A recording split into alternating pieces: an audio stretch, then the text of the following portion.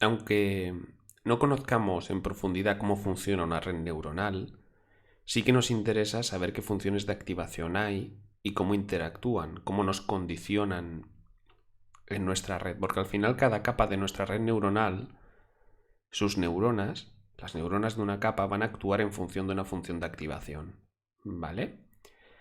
Entonces necesitamos saber cuáles son las funciones de activación más comunes y qué es lo que hacen, ¿vale?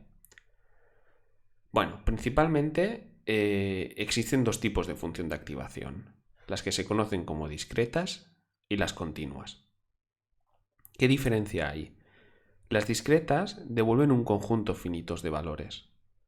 Pueden limitar la salida, por ejemplo, -1 o 1, es decir, dada la entrada neta de la neurona, cuando pasamos la función de activación nos devuelve un valor u otro, ¿vale? O sea, quiero decir que es un conjunto finito de valores, ¿vale?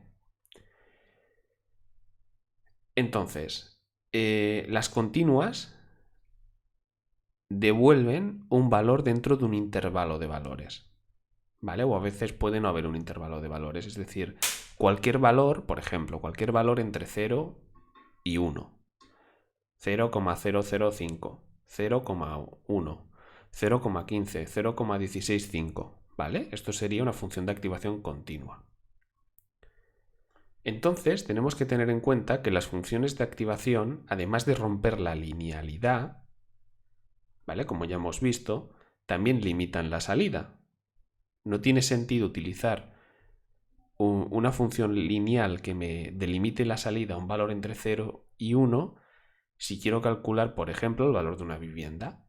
¿Vale? Si yo tengo una neurona de salida, que esa neurona de salida en nuestro modelo me va a decir el precio de una vivienda, no tiene sentido que yo le aplique una función de activación que me delimite la salida a 0 o 1, porque a lo mejor la vivienda vale 100.000 euros.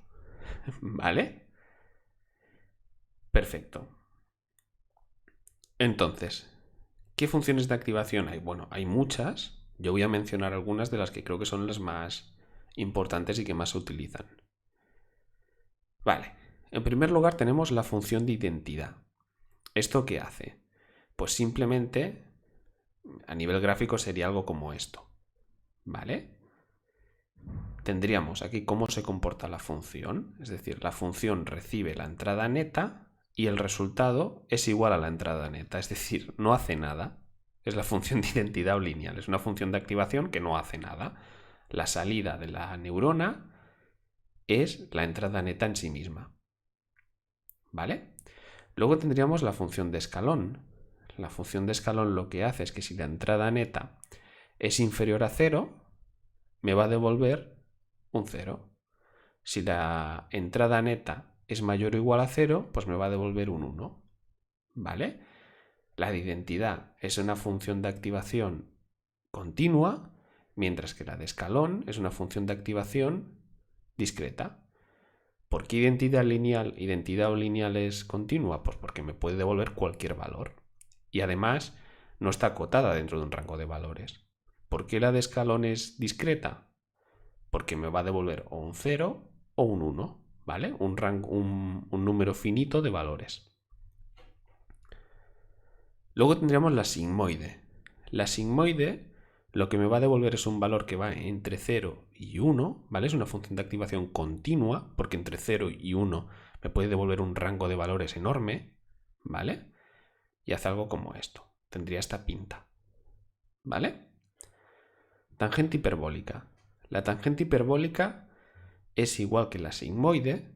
Lo que ocurre es que es una función también continua, ¿vale? Lo que ocurre que en la sigmoide íbamos del valor 0 al 1, pues en la tangente hiperbólica vamos del -1 al 1. Y por último tendríamos la ReLU.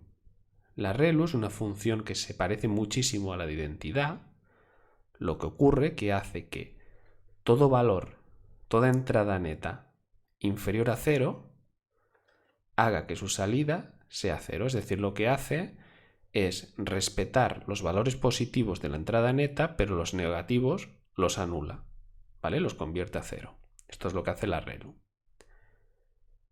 Y ya está. Estas serían las funciones de activación, pues que creo que son más comunes y más utilizadas en el campo de Deep Learning.